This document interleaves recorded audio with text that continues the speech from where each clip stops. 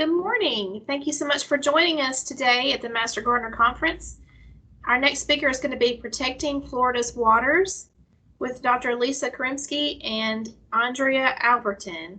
My name's Tanya Ashworth and I'm your moderator. I'm a Master Gardener Coordinator in Duval County.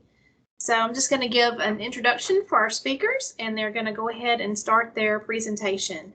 Dr. Lisa Krimsky is a faculty member with the University of Florida IFAS Extension and the Florida Sea Grant Program.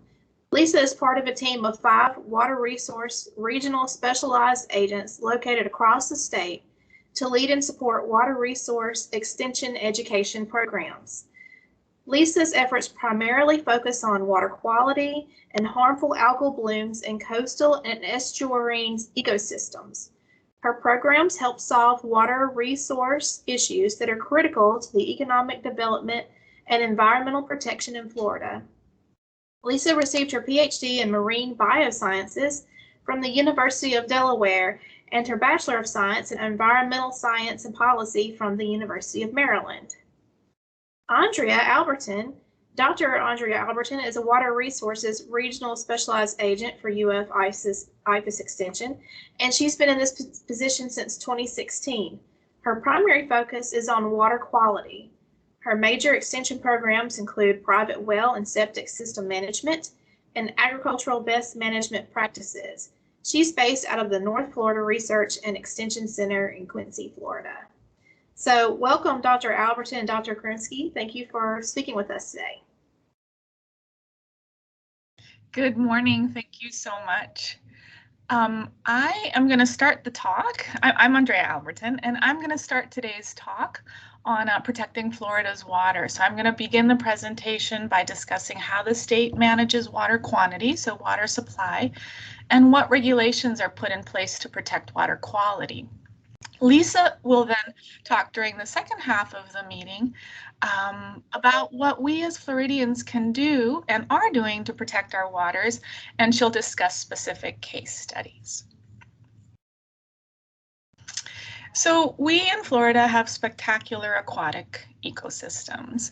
As a peninsula, of course, we're surrounded 3 parts by water, and we have more than 8,436 miles of shoreline, second only to Alaska in the United States. Florida has approximately 7,800 lakes, and this includes the rare coastal dune lakes, which are pictured here on the top left, which are found only in a few places around the world, including Madagascar, Australia, New Zealand, Oregon, and our very own Walton County here in the Florida Panhandle. We have 52 major river basins and about 10,000 river miles altogether. And geologists estimate that there are more than 1,000 springs in Florida. I have a picture of one here on the right, representing the largest concentration of freshwater springs on Earth.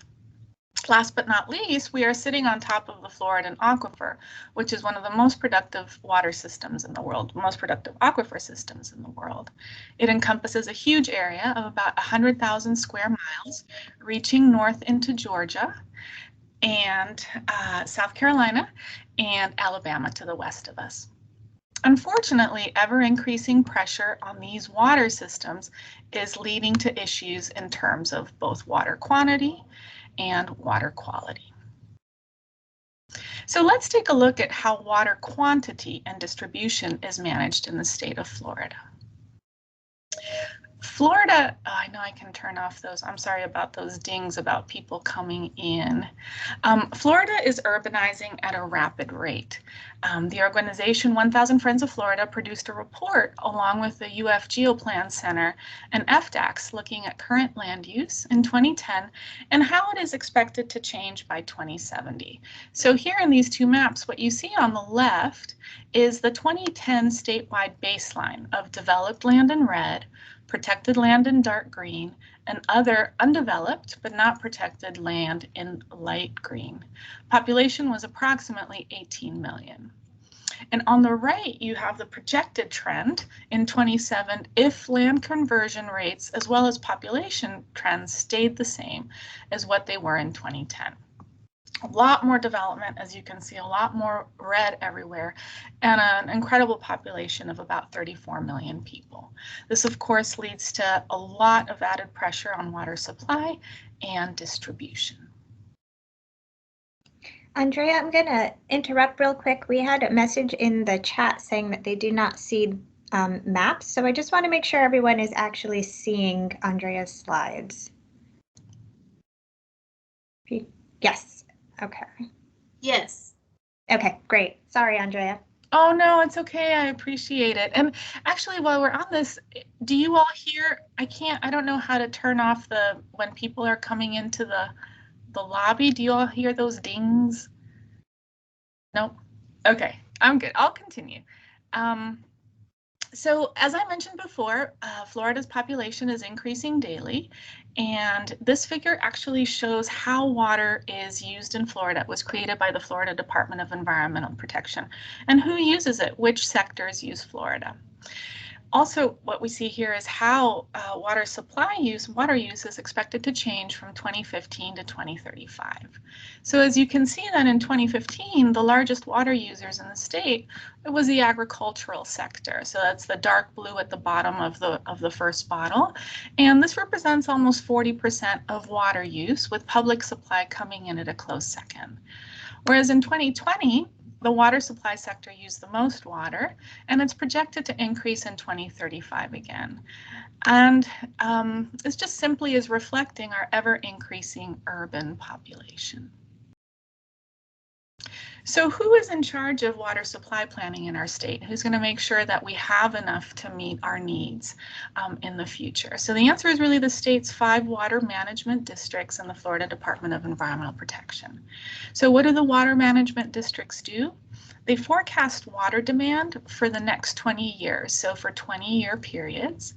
And how do they do this? So basically what they do is they work to identify projects based on trends in population increases, urbanization. They then work to identify projects that ensure that our future water supply demand will be met. Who do they do this for? Well, they do it for us, the people, but they also take natural systems into account. And so establishing minimum flows and levels in river systems is an example of taking natural systems into account. So by 2035, Florida is projected to have a statewide water shortfall of about 400 million gallons per day. So where will this where will this water come from? What projects are being developed to ensure that we have enough supply for both humans and our natural systems? So one is conservation projects. So things like increasing irrigation efficiency in urban and agricultural areas, as well as rebate programs in homes, such as low flow toilets, low flow dishwashers, washing machines, etc. Another area is the ever-increasing use of reclaimed water. So for example, treated wastewater that is used for residential irrigation. Another is aquifer storage and recovery. So an example of this would be that in times of low demand for reclaimed water, this can be injected back through wells, deep wells, into the aquifer. Next would be surface water storage. So using stormwater storage in open reservoirs. And finally, another line of projects deal with just using lower quality brackish groundwater. So this can be desalinated, that's one option. And the other is to use it in things like cooling water for power generation plants. Another option would be for aquaculture projects, etc. So now that was very brief in water quantity. Really, the rest of our talk will focus on water quality, which is what Lisa and I really focus on in our work. But in terms of water quality, how does the state manage water quality to ensure that it is protected?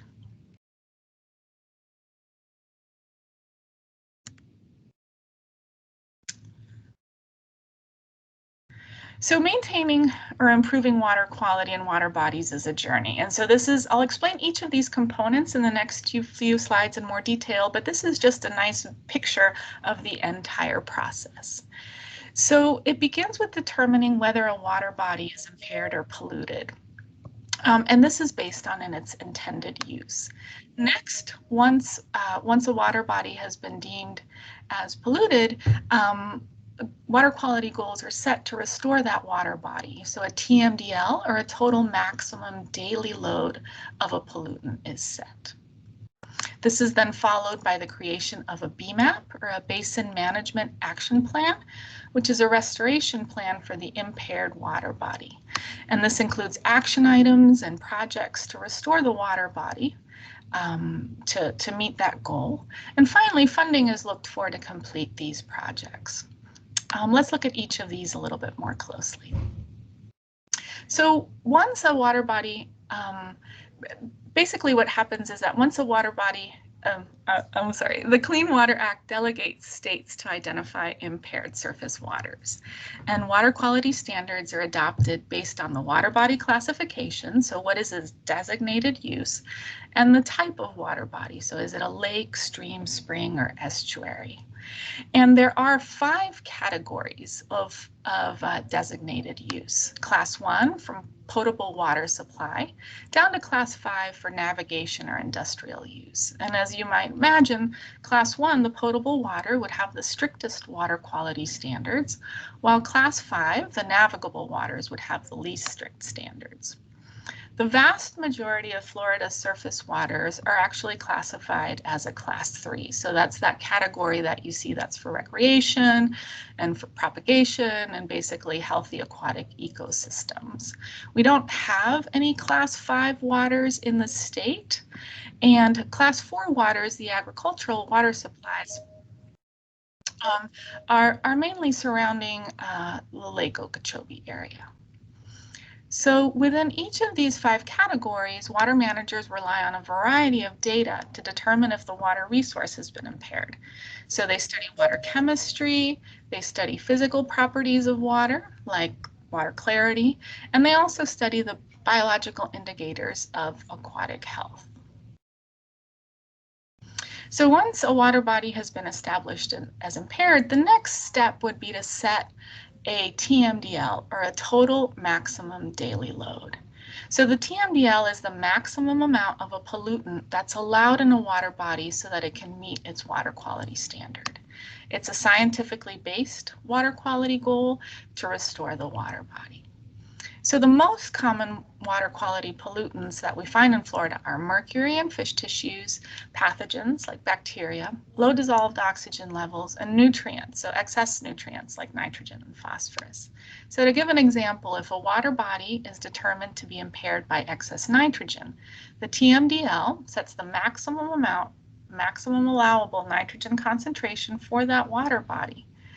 And then excess nitrogen concentrations, where the water body is at, have to be brought down to the TMDL to meet that standard. And that's the goal for the water body. It's important to remember that a single water body can be classified as impaired by more than one pollutant or condition, so nutrients and bacteria, or nutrients and low oxygen levels, for example. And it's also important to know that not all water bodies have been assessed by DEP. Once a TMDL has been set, the next stage is to create a Basin Management Action Plan. So the BMAP, or BMAP, is a plan of action and strategies to improve water quality and achieve the TMDL goals for a water body.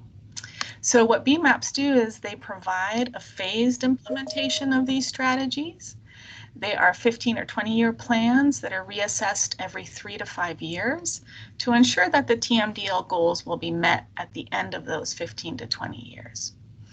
They're site-specific to a water body, and they identify entities, so entities responsible for implementing each of these actions within the BMAP. BMAPs account for water quality problems, land uses, pollutant sources, stakeholders, geography, hydrology, and economic resources. And by Florida statute, FDEP is authorized to adopt a BMAP for a water body. And once adopted, a BMAP actually becomes enforceable. So legislation requires that BMAPs have a list of future projects that each entity involved will construct. So to show you what it looks like statewide, here we have a map of water bodies classified as impaired by the state that have designated TMDLs, so those pollutant goals that have to be met. When we think about water quality in Florida, we're used to talking about nutrient impairments, but as I mentioned in the previous slide, we have other impairments. And again, here are the list of the top 5 reasons that waters are impaired, right? So mercury in fish tissue, total nitrogen and total phosphorus concentrations in water bodies, fecal coliform bacteria, and biological oxygen demand. As I mentioned previously, these are just the impaired water bodies that have been assigned a TMDL. Again, DEP hasn't assessed all of them. Just a tremendous amount in the state to do. So this, just to bring it home a little bit, and this is actually my last slide in terms of regulations, what I'm showing here is the BMAPs, or the Basin Management Action Plans, that we have in place in Florida to restore impaired water bodies. Not all TMDLs have BMAPs, as you can see, and we have about 38 adopted BMAPs in the state. So a BMAP takes into account the land area surrounding a water body that can influence that water body. So for example, I just clicked and you should see sort of a red circle in the top. That is our Jackson Blue Springs BMAP here in the Panhandle where I work. And it encompasses an area, it's actually a rather small one, of 141 square miles. So the idea is that within those 141 square miles, land use can affect Jackson Blue Springs, which is the impaired water body. So all activities in the BMAP take place within that 141 square miles. Okay, Lisa, I have finished the portion on regulations. And yeah. Okay, I am going to take control. Good. All right, so Andrea gave us a really great overview of water quality and water quantity management. And I'm just going to sort of finish with the water quality management and the process that Andrea showed. And, you know, to recognize that this is a long-term process and it's a cycle and it does involve sort of adaptive management. So just to reiterate what Andrea said, you have to assess the standards for the type of water body that you have, and then you have to monitor it to determine whether or not it's meeting its standards or its designated use. And then you assess it for impairment or not. If a water body has been identified as impaired for a specific or multiple pollutants, well, then the state develops the TMDL. And once TMDLs have been developed for those high priority water basins, a basin management action plan will be established. And those basin management action plans tend to be 15 to 20, even sometimes 25-year processes. And so they have sort of 5-year milestones that they're set to achieve and will be sort of reassessed and reevaluated to make sure that they're meeting those targets. But again, it's important to recognize that this entire process is extremely long-term. As Andrea mentioned, not all TMDLs have been developed for all of the impaired water bodies that we have. And so from assessment to TMDL development to basin management action plan implementation, you can have decades in between. And again, BMAPs are developed for those high priority basins. And so in areas where there is a recognized impairment and TMDLs have been established, certain stakeholders can decide for themselves that they don't want to wait for this long-term BMAP process, and they can go through alternative restoration processes. So this is, I'm going to just sort of give you an example of Brevard County and walk you through sort of that process. So what you're looking here, this map on the East Coast is northern Indian River Lagoon in Brevard County, and the gray is showing you all of the impaired water bodies. The blue highlighted are those water bodies that where a TMDL has been established by the state and approved by the EPA. And then what you can see in the colors are the various pollutants for which that TMDLs have been established for. And then the green is that overlying basin management action plan, or that sort of process for achieving the pollutant restoration targets in the TMDLs. So this is sort of just a snapshot overview of what this process looks like in a given region in the state. And especially for nutrient impairment, there are a lot of implications. So in Brevard County, in the Indian River Lagoon, they are impaired for nutrients. And there, as a result of that, they've had significant declines in their oyster and seagrass habitats. Those are bottom or benthic habitats that rely on clear water in order to survive and grow. Because of these nutrient impairments, we've had excessive algal blooms, which have blocked out light availability and is thus responsible for the decline in those seagrass and oyster habitats. We've seen fish kills because of the harmful algal blooms, as well as low dissolved oxygen.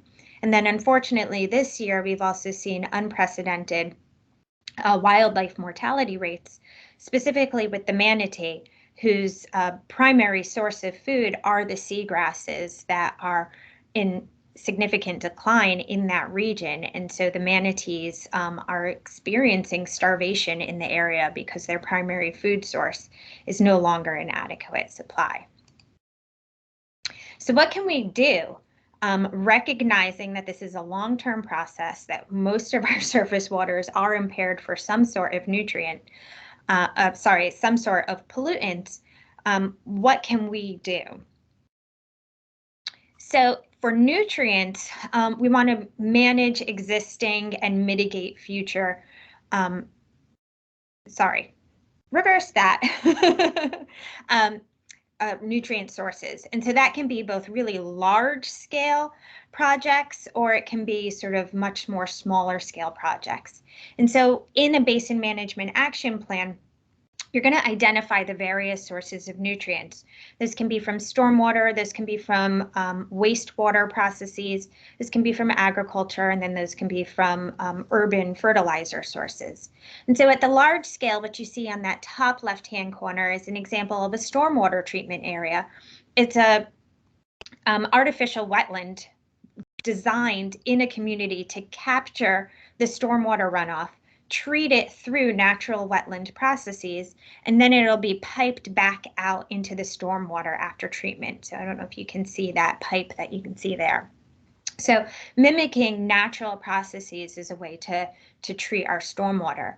Other alternatives in the top middle, you can see a baffle box. So this is a box that's actually placed in the stormwater drain, and it's designed to capture those large materials such as the leaf litter, the grass clippings, even the plastic bottles that get sent down the storm drains, and prevent them from going direct discharge out. Because most stormwater, once it's reached the stormwater system, it's not treated. It gets directly released into the downstream water body. We can do low impact and green infrastructure practices such as rain gardens and vegetated swales on the top right. We can upgrade our wastewater treatment plants so that we have advanced wastewater treatment, or in those areas where sewer systems are available, we can convert existing septic systems over to sewer, which have a lower nutrient impact. For those areas where sewer upgrades are not available, having septic maintenance is a really important part of the process. So making sure that you're pumping out 3 to 5 years and making sure that your drain field is actively working. For those areas such as the Indian River Lagoon, you can actually do, again, another large-scale process such as muck removal. So removing those internal sources of nutrients that have actually developed over long periods of time as part of the benthic habitat and physically removing them from the system. Restoration of natural habitats. So the picture on the bottom left is an oyster reef restoration project. And this also includes, again, using nature along our landscapes. So this is an opportunity for living shorelines of waterfront homes as a restoration-based activity. Agricultural best management practices are a huge component of nutrient management and mitigation. And then education. So what you all do as master gardeners is in basin management action plans is recognized as a component of nutrient management. So all of these various actions and activities identified in a basin management action plan get nutrient reduction credits. And so the Florida Friendly Landscaping Program is oftentimes specifically identified in area BMAPs for the educational purposes, and recognizing that education in itself can reduce nutrient impacts. So usually it's anywhere between 1% to 6% of nutrient reductions.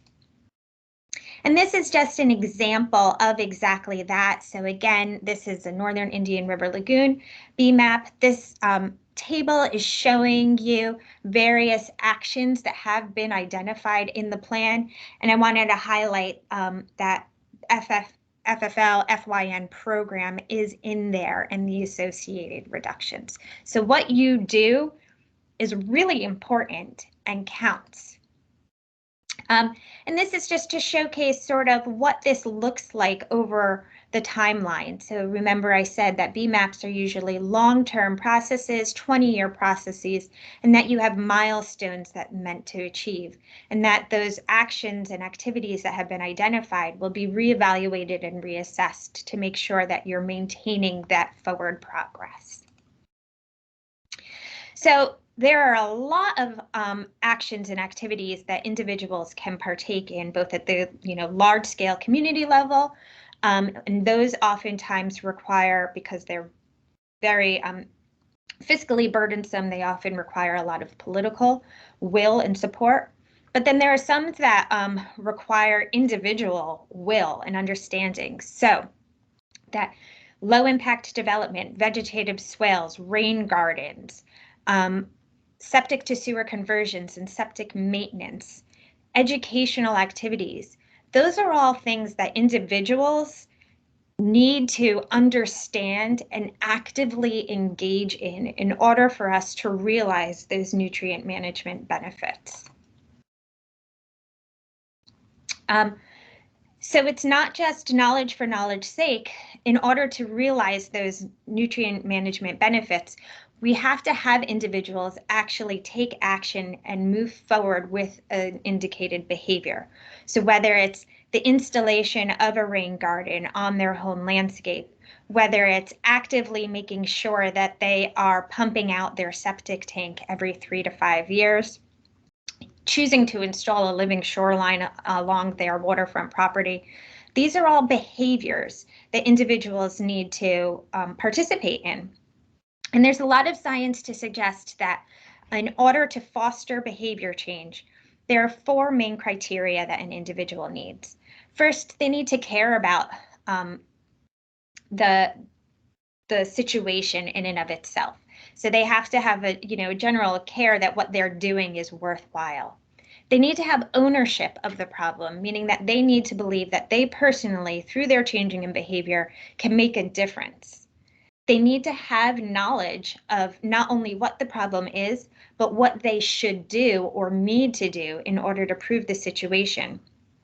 And then the last one that often gets overlooked is that the benefits of changing that behavior need to outweigh the barriers. So whenever you're undergoing a new behavior, you're giving something up. So if you are installing the rain garden, that's a process that individuals need to go through. So the barriers of learning what plants they need to go through, how do you actually install it so that it works properly, the maintenance associated with making sure that those plants survive annually, the cost associated with it. Those are all barriers for someone choosing to install a rain garden. So we need to make sure that the benefits, the value that they perceive in their rain garden, the aesthetic beauty, the feeling that they are doing something to improve their community, the water quality improvements, those need to outweigh those barriers that we've identified. So in terms of care, for Florida, we recognize there have been numerous surveys that have been done. This is just an example of one where we surveyed members of the IFAS Extension Advisory Committee membership. And we know that in Florida, water quality continues to be ranked as one of the most important environmental issues in Florida today. Water impacts nearly everyone, whether just from, again, social, recreational, aesthetic, or economic reasons. Water is extremely important to Florida's residents. And so because of that, quality water, people care about it. So we sort of have checked that checkbox. In terms of ownership, from the same survey, we asked whether or not sort of people felt that they can make a difference. And across the board, from an individual to a community to a statewide level, people felt like they had ownership and an ability to improve water quality in the state. So again, that's a really beneficial thing from our perspective as educators and extension agents and Master Gardener volunteers, because people feel like that they can make a difference. Knowledge. This is a no-brainer for us. It's in our mission. So the mission of UF-IFAS is to develop knowledge and to make that knowledge accessible to enhance the quality of human life. The mission of the Master Gardener Volunteer Program is to assist Extension in providing that research-based horticultural education to Florida residents. So the knowledge is a no-brainer, and it's what we do, and it's why you all are here today. Again, the issue is this barriers and benefits, and making sure that the benefits outweigh any barriers to those perceived behaviors that we're asking individuals to change. So a barrier, again, is that real reason why an individual may not want to do a particular behavior. And the benefit is the elements of that behavior that the individual wants or needs. They see the value in it. And when we ask people to change and to do something new, they must alter or reject another behavior. And we have to understand those barriers so that we can overcome them and make sure that the benefits are out. Sorry, that's wrong. Make sure that the barrier is outweighed by the benefits. Okay, so I'm going to show you a couple case studies to recognize that we in Extension, and you as an extension of Extension, by volunteering and assisting with that research-based horticultural science education, need to move beyond knowledge for knowledge's sake. We know that people care about Florida's water quality. We know that people believe they can do something about it, but having knowledge that water quality needs improving is not enough. And so we need to start, I think, reassessing how we do our extension education and really try and focus on that fourth piece of the behavior change pie. So this is a case study looking at septic to sewer conversion. And the state is recognizing that septic systems are a source of nutrients to our groundwater, and they are committing a lot of money to converting septic tanks in areas where sewer is available. Unfortunately, this hasn't been very successful, and there have actually been communities that receive money and then they have to give it back because these programs are voluntary and the residents simply aren't buying in. And from our perspective as educators, as natural resource managers, as the utility programs that are doing these conversions, these septic to sewer conversions, are being conducted for the environmental benefit. And that's how they're essentially being marketed. So this is a case study showing a billboard that the city of Ocala created for their septic to sewer conversion program. which was entirely free to the homeowner. And it's a beautiful billboard. I think you can see, protect your water resources, free septic tank removal program. What they found, though, is that there is very little actual buy-in to this program, and they had very few people call and commit to converting their septic systems. And the reason is, and this wasn't unique to the city of Ocala. We're seeing this everywhere. So we need to know why, sort of what is that gap in understanding? What are those barriers to converting, so that we can help people make those decisions? And so what we found in a study that we just did, it was funded by Florida Department of Environmental Protection, is that individuals didn't see environmental health as a benefit to septic to sewer conversion. So we are all promoting something as an environmental benefit, and that's not what important to our audience. What was important to them was that sewer systems reduced maintenance burdens on homeowners. It freed up land that had to be used for the drain field. Now that all that land was available for other purposes, so they can plant more trees, they could build and construct on it, they could create a driveway on this land that otherwise was unusable because it was a drain field. It increased their property values, and it's better for human health. So all this is to say is that we need to do a better job understanding what's important to our audience if we are going to have them commit to changing those behaviors that we're asking them to do. And that's exactly what the city of Ocala did, and they've seen great success in their program.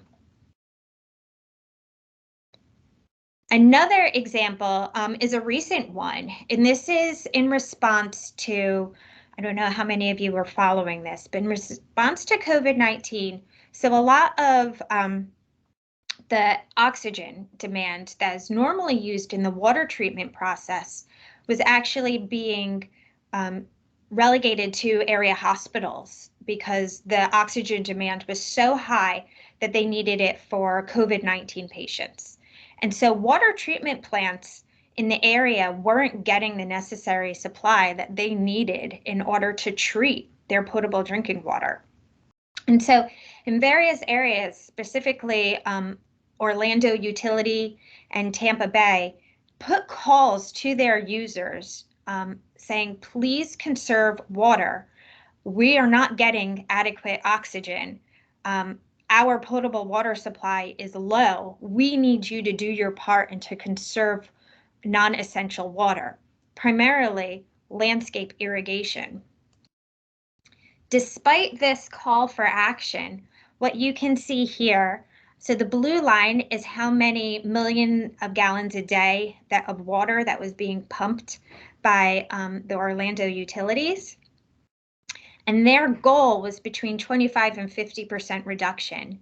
And what you can see is that despite these pleas for conservation efforts, they never hit their goal.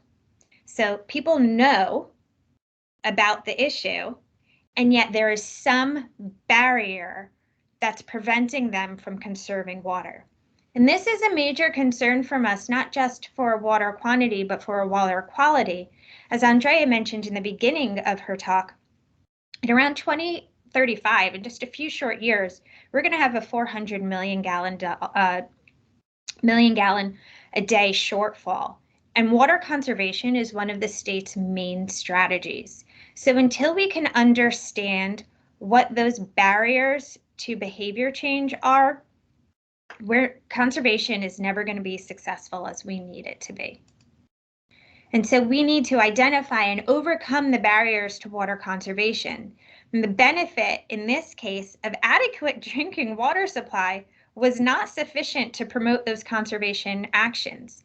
So we need to move beyond just sharing knowledge and saying, we need you to do this, this is why it's important. And we need to do a better job of understanding our audiences and what's important to them.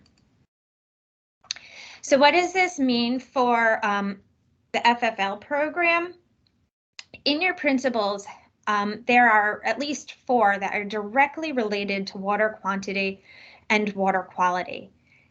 And so we need to, I am asking you as volunteers to move beyond just the sharing of information. This is why you should install an irrigation timer. This is why you should protect your waterfront. This is why you should fertilize appropriately and how to do it. We need to understand the process of each of these behaviors that we're asking individuals to do. Try and identify what those barriers are to an individual. What would make someone not protect their waterfront, not fertilize appropriately, and start realigning our educational efforts to address those barriers to the behaviors that we are promoting. And I think we're going to see a lot more success in our extension programming if we move away from just sharing knowledge to actually engaging with our audiences, understanding what's important to them, those benefits. So again, with the septic to sewer conversion, environmental health is not always a benefit. Water quality and water quantity protection is not always a benefit. So we need to talk with our audiences, identify what's important to them, identify what those challenges are, and challenge ourselves to meet in the middle. So I want to thank you for allowing us to present with you and provide an overview of Florida's water quality and quantity status, and hopefully maybe challenge you to think about how we do education a little differently here in Extension and your role in that as Master Gardener volunteers. So with that, I think Andrea and I will take questions. Thank you so much for that presentation.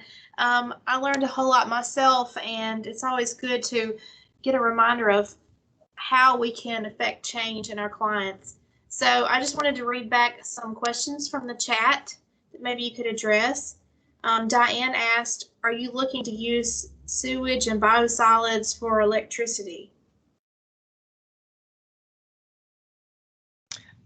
I don't know if the state of Florida is looking at that. I haven't heard of anything. Have you, Lisa, or anyone in the audience? I have not. I do know that the state of Florida does have a biosolids task force. So they are looking for sort of alternative uses and alternative treatments of biosolids, but specifically for energy, I can't say. Okay. Also, just a reminder, all of your cameras have been turned back on and you've been unmuted so you can interact. And then another question or comment, we're not explaining why ocean acidification is harmful to us and our food supply. Would you like to speak to ocean acidification? I mean, that's a topic in and of itself. I'm happy to address it. So ocean acidification, in like a 5-second soundbite, the excess carbon dioxide that we have in the atmosphere that we're emitting, is the ocean is a huge source for that carbon dioxide. And all of that carbon dioxide actually shifts the ocean pH, and it's lowering it, making it slightly more acidic than it naturally would be. And that acidification of the ocean's waters is becoming a burden to many of our marine plants and animals, especially those that have calcium or calcium carbonate skeletons.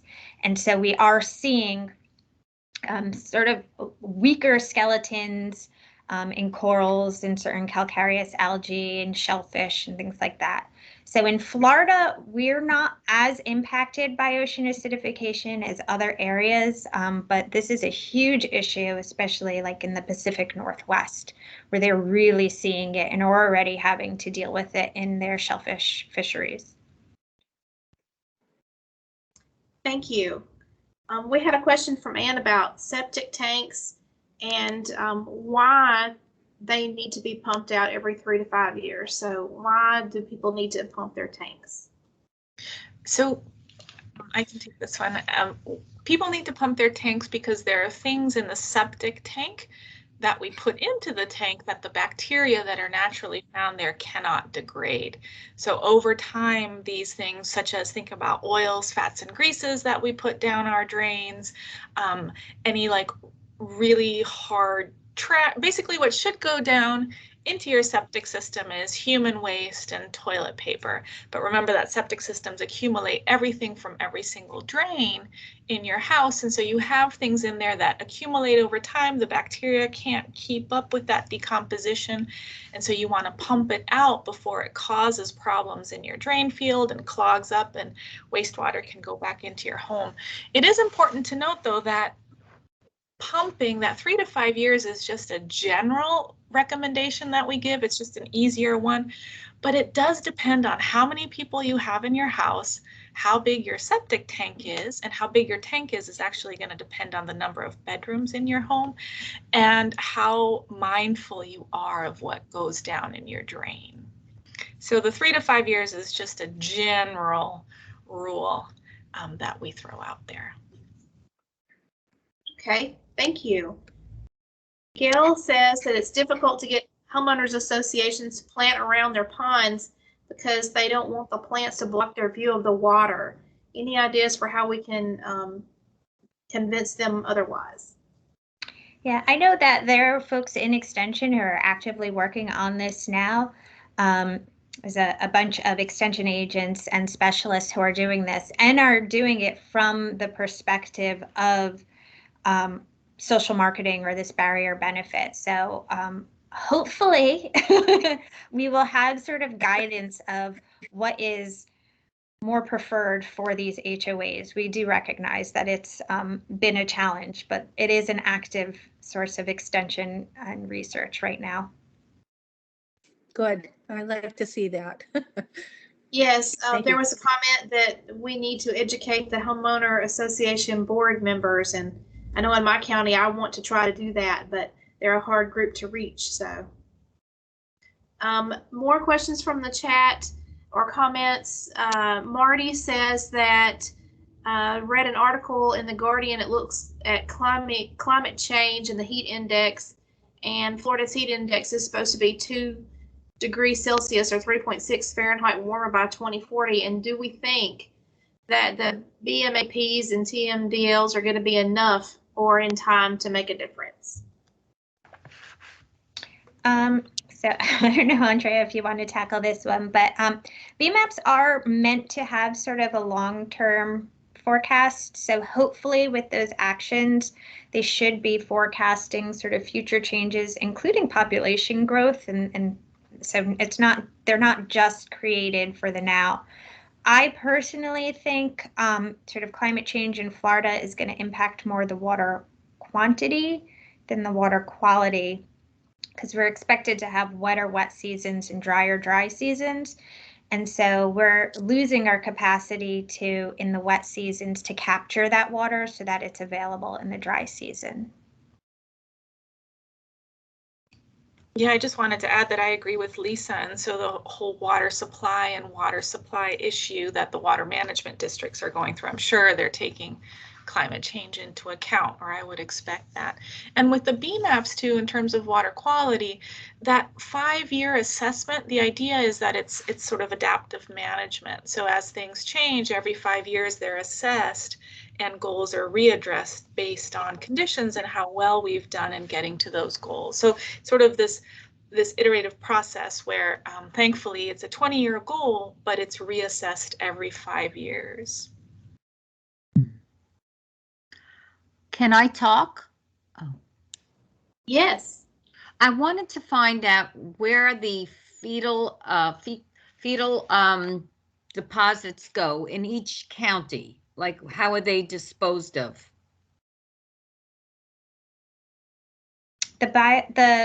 So are you talking about biosolids? Well, I guess, is that what it's converted into? Yeah, through the wastewater treatment process, the solids. Some of them are converted into fertilizers, and so they're actually sold as fertilizers.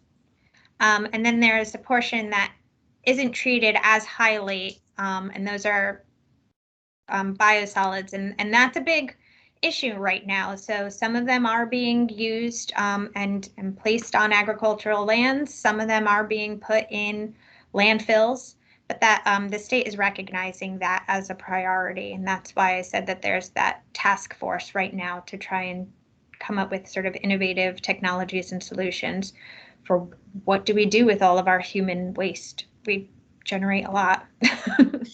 Yeah, that's my concern, because I feel that as you're improving with these wonderful strategies and changing behavior, I see, whatever 2 steps forward, 3 steps back. Yeah, and I just think, as we have an increasing population, we have to deal with those changing demands, but we're also trying, we're learning along the way. And when we had massive development in this state back in, 50s, 60s, and 70s, we didn't have the same sort of regulations that we have now.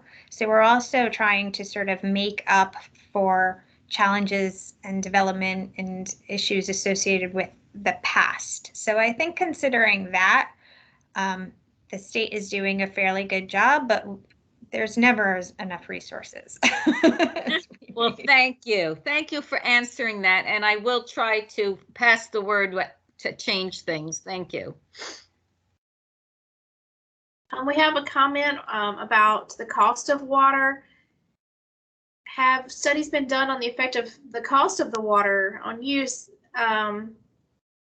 Apparently water is more expensive in Texas, and also the thinking is that if the cost of the water is increased, that can lead to conservation, that people will care about that.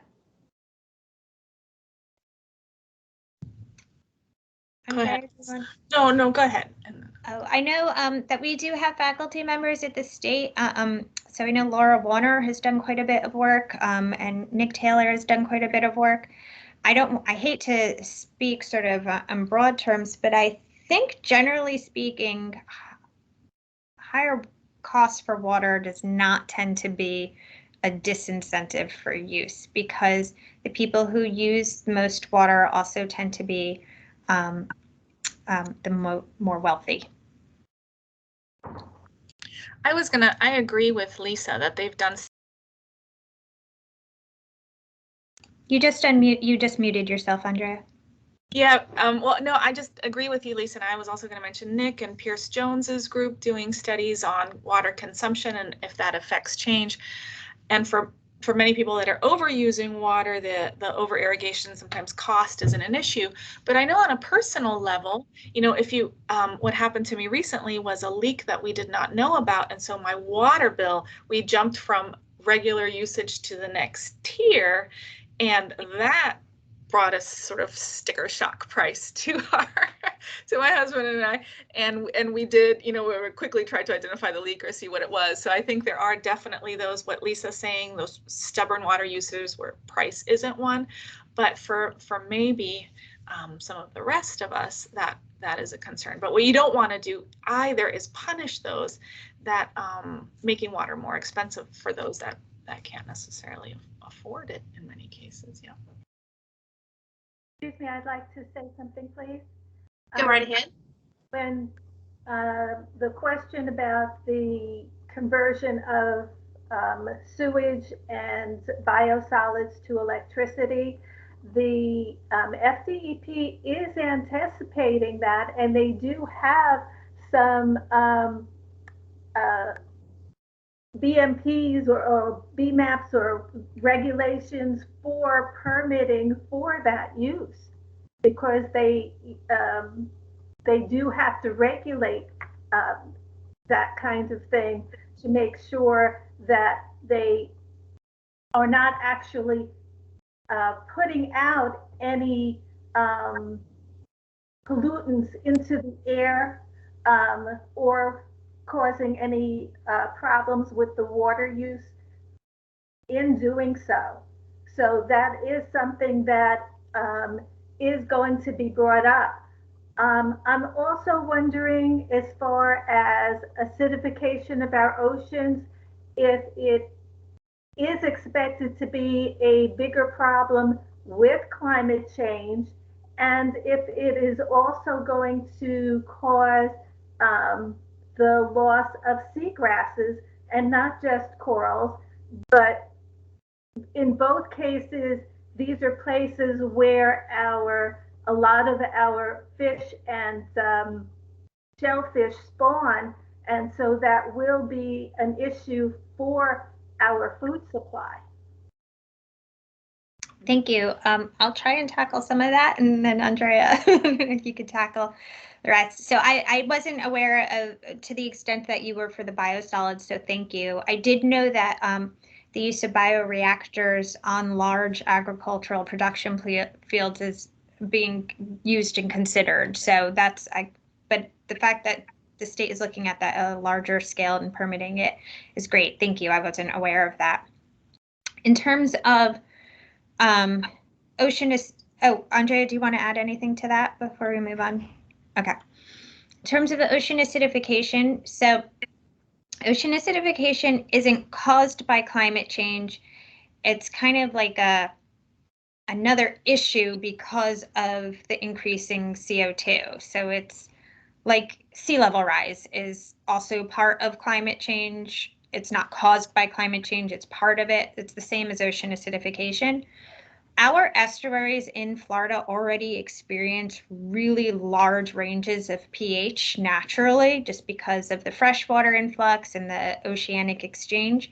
So that's why we don't think that in Florida we're going to experience ocean acidification as bad as other areas nationally and globally.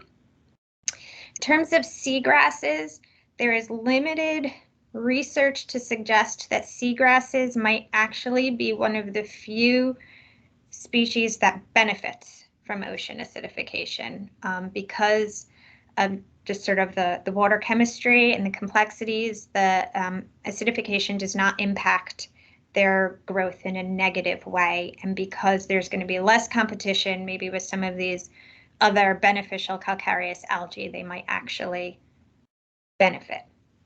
But like I said, limited research right now.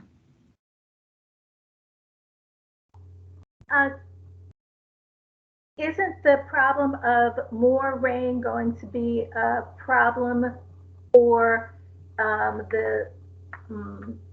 lot of the fish to spawn because they need that brackish water? Yeah, and that's sort of what I think Andrea and I were touching upon earlier, where we think climate change is going to be more of a quantity issue than a quality issue. We're just having that excess water. Anytime you get excess rain from these rainy seasons, we are going to have more stormwater. And so it's possible that we're going to see, continued negative impacts from excess stormwater. But hopefully our sort of treatment processes, as they're improving, will improve on the same rate. Hopefully, fingers crossed. Unfortunately, with more water, it can cause more pollution because of runoff from land. Considering that we are putting down a lot of biosolids on the properties, as well as fertilizers and pesticides, and we would get even more of that runoff unless we work harder to decrease all of that. Yeah, I agree completely, which I think is what we're trying to say with the ending of this talk, is that we need to improve how we do our education so that we get more people to manage all of their inputs so that we can reduce that over time. So, yeah, I agree. I think that's one of the things that you all as master gardeners do a lot of, right? Planting things like that, actions to reduce the effects of stormwater runoff. So that's right up what you all do every day. All right, I think our time is over for this session. I want to thank the presenters again, Dr. Alberti and Dr. Krimsky, for being with us today and such needed information. So in order to get to your next session, remember just to go back to your agenda and click on the appropriate link. Thank you so much for being with us. Thank you. Thank you. Thanks for all the great question and discussion.